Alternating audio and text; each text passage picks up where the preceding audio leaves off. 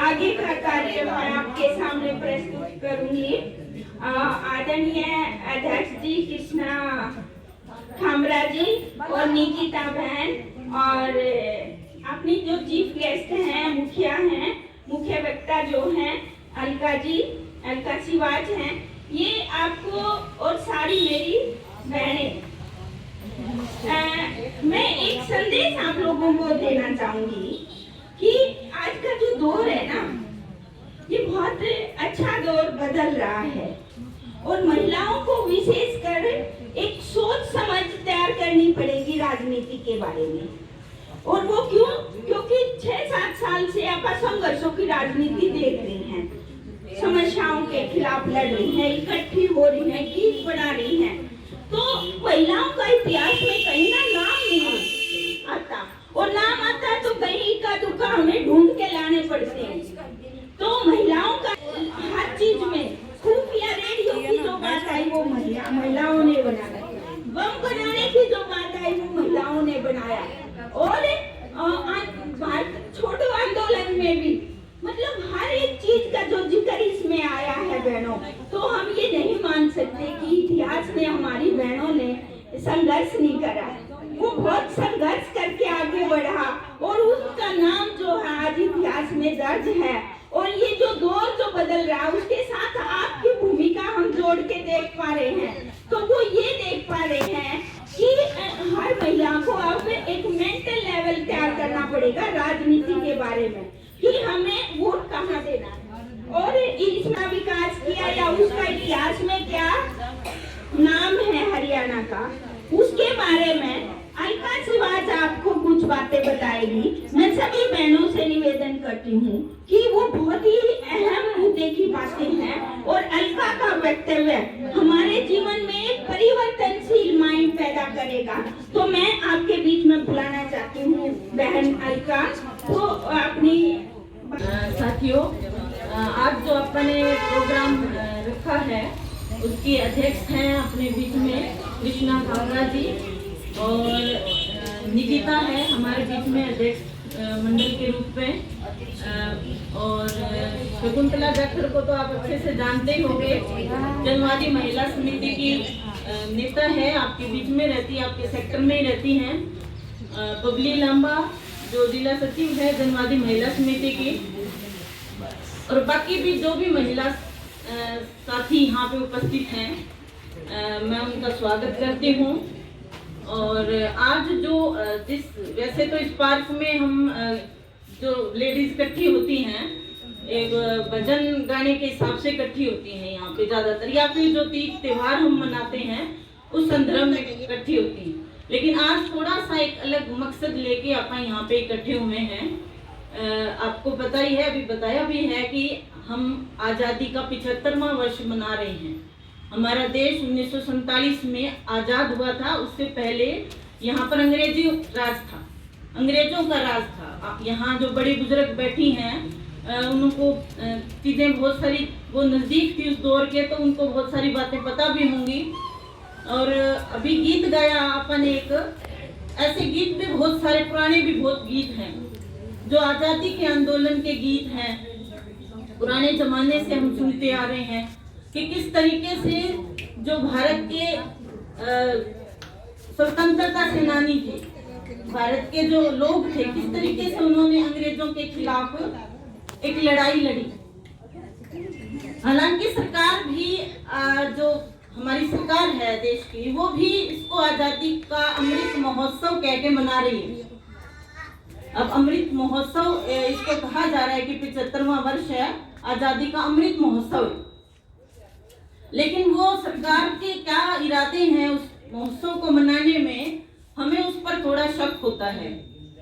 वो इस रूप में होता है कि वो अमृत, तो अमृत का मतलब तो एक अच्छी चीज फैलाना होता है, लेकिन वो इस आजादी के महोत्सव के माध्यम से भी एक नफरतें फैलाने का एक काम और एक तोड़ने का काम, जबकि अगर हम इसको मना रहे हैं तो हम चाहते हैं कि हम सभी जुड़े लोग, लेकिन सरकारी जो तंत्र है वो ये सोचता है कि ये लोग जुड़े नहीं, अलग अलग जात धर्म के आधार पर, रंग के आधार पर टुकड़ों टुकड़ों में बटे रहें, ताकि सरकार की जो नीतियां हैं वो उनके खिलाफ एकजुट ना हो सके।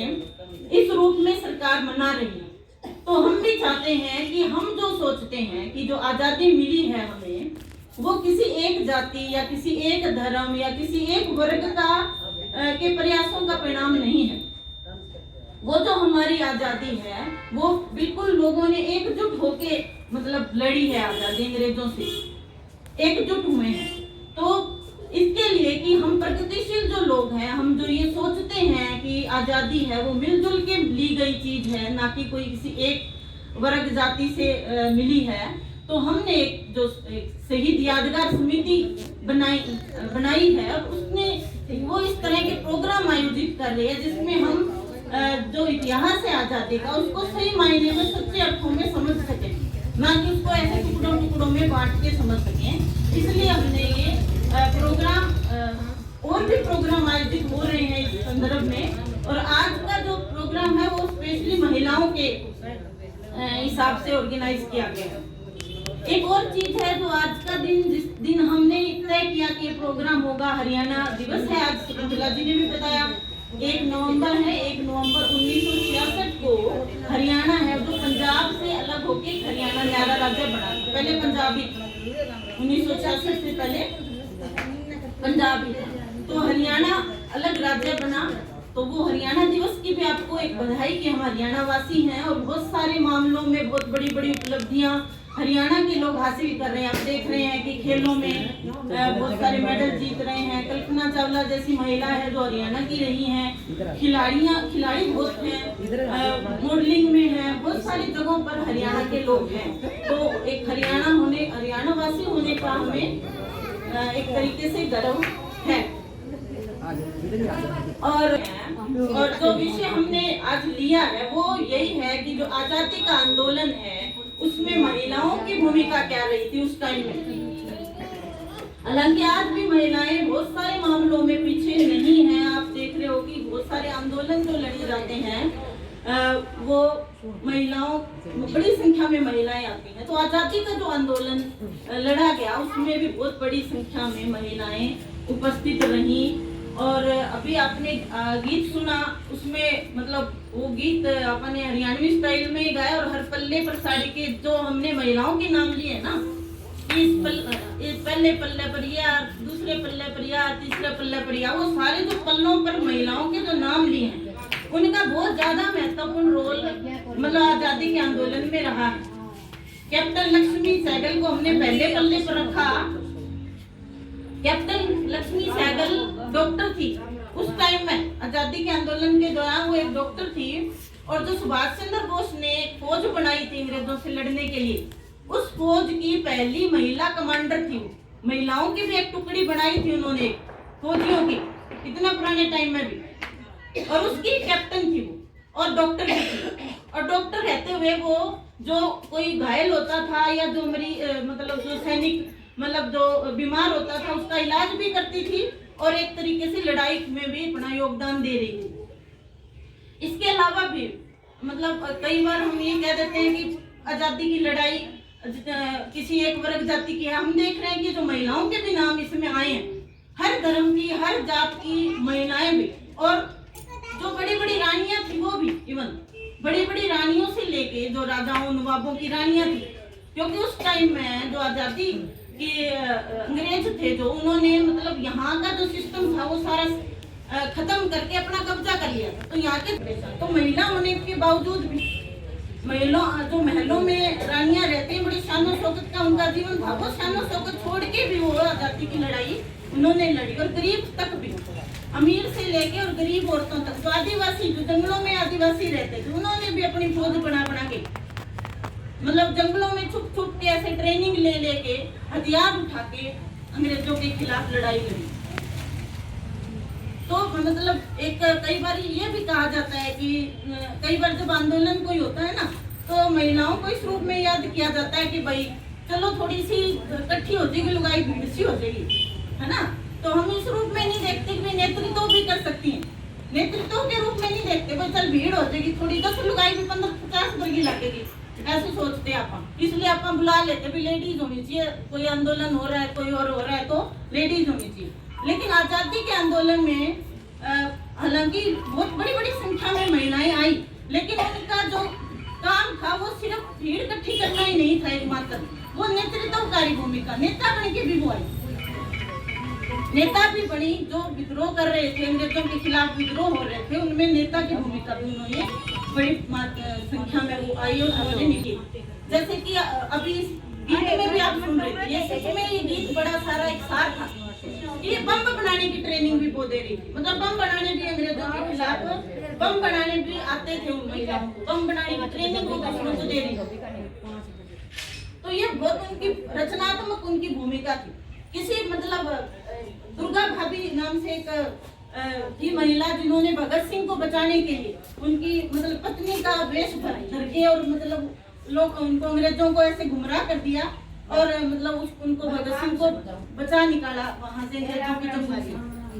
तो इस तरह से बहुत अलग अलग तरीके से जंगल में छुप के लड़ना, मतलब अंग्रेजों से लड़ाई करना। तो ये बहुत लंबी लिस्ट है। मैं बल्कि जब मुझे टॉपिक दिया शकुंतला जी ने, तो मैं याद करने लगी कि कोई एक आधी महिला दिमाग में आ जाए, मुझे एक दो ही दिमाग में आई थी। ऐसी कौन सी स्वतंत्रता सेनानी होगी कि जो एक दो ही आई, जबकि अपन देखते हैं कि जो पुरुष का अगर नाम लेते हैं हमारे दिमाग में 50 आ जाते हैं कि महात्मा गांधी भी आ गए, जवाहरलाल नेहरू, भगत सिंह, राजगुरु, सुखदेव, मतलब चंद्रशेखर आजाद, सुभाष चंद्र बोस, एक ही झटके में। क्योंकि आप जो फोटो में देखते हैं स्वतंत्रता सेनानियों की, वो ज्यादातर हमें मतलब अलग अलग तरह के क्षेत्रों से जो लेडीज हमने इसमें सुनी, शांति घोष है, दीना नाग। साल पहले यानी 57वां जन्मदिन है हरियाणा का, और हमें चाहे वो महिला दिवस हो या आजादी का दिन हो या जो शहीद लोग हैं उनकी अपन भगत सिंह की जयंती थी 28 सितंबर को यहाँ पे मनाया था भगत सिंह पार्क के अंदर। और ऐसे शहीदों को जिनकी बदौलत हम ये जो देश आजाद हुआ, जिन्होंने समाज सुधार के काम किए, वो चाहे कबीर हैं, वो चाहे सावित्रीबाई फुले हैं जिन्होंने शिक्षा की अलग जगाई है और महिलाओं को शिक्षित किया है। हम कोशिश करते हैं कि सेक्टर के अंदर तमाम छोटे स्तर पे या बड़े स्तर पे ऐसे प्रोग्राम आयोजित किए जाएं। और किसान आंदोलन था उस दौरान भी यहाँ पे शायद जो भी आह्वान थे, चाहे वो 13 जनवरी लोहड़ी पे कृषि काले कानून की प्रतियां जलानी हो, चाहे होली के दिन होलिका में वो प्रतियां काले कानून की प्रतियां जलानी हो, चाहे यहाँ पे पुतला फूकने का था, लगभग जो भी गतिविधियां थी सेक्टर 16-17 की ओर से हमारी गतिविधि में शामिल रहते हैं। तो हमारा प्रयास है कि सब चीज। उनकी एक गजल की कुछ लाइनें मैं पढ़ूंगी। गुलामी की जंजीर से, गुलामी की जंजीर से हथेली फिसलनी चाहिए, मुफलिसी की दशा, मुफलिसी यानी गरीबी, मुफलिसी की दशा अब तो बदलनी चाहिए। कट रही गर्दन तो अफसोस काहे का, अरे कट रही गर्दन तो अफसोस काहे का, बच गई जो उंगली वो तो मिलनी चाहिए। कलम तलवार दोनों से, कलम तलवार दोनों से हम सक्षम रहे, मतलब हमारे हाथ में तलवार भी रहे जब जरूरत पड़े और कलम भी रहे, तो दोनों हमें ढंग से चलानी आती हो। वो ये कह रहे कलम तलवार दोनों से हम सक्षम रहे, इस सोच से अब हर औलाद पलनी चाहिए, इस सोच से अब हर औलाद पलनी चाहिए। हिंदू रहे या मुसलमान, हिंदू रहे या मुसलमान कोई फर्क नहीं मुझे, बस सियासत की ये 4 दीवारी गिरनी चाहिए, बस सियासत की ये 4 दीवारी गिरनी चाहिए। गुलामी की जंजीर से हथेली फिसलनी चाहिए, गरीबी की ये दशा अब तो बदलनी चाहिए। 4 किताबों में, अरे 4 किताबों में दफन ना रह जाऊं मैं, कवि कह रहा है कि मैं बस किताब पे लिखी हुई लाइनें बन के ना रह जाऊं, 4 किताबों में दफन ना रह जाऊं मैं, गली मोहल्लों में भी, अरे गली मोहल्लों में भी बात चलनी चाहिए, गली मोहल्लों में भी बात चलनी चाहिए। लहू से बेहतर तो शाही ही बिखर जाए। खून बहता है, खून की बजाय तो शाही, अगर जो शाही है जो कलम में भरते हैं हम, वो बिखरे। तो लहू से बेहतर तो शाही ही बिखर जाए, बंदूक से पहले, अरे बंदूक से पहले अब कलम चलनी चाहिए।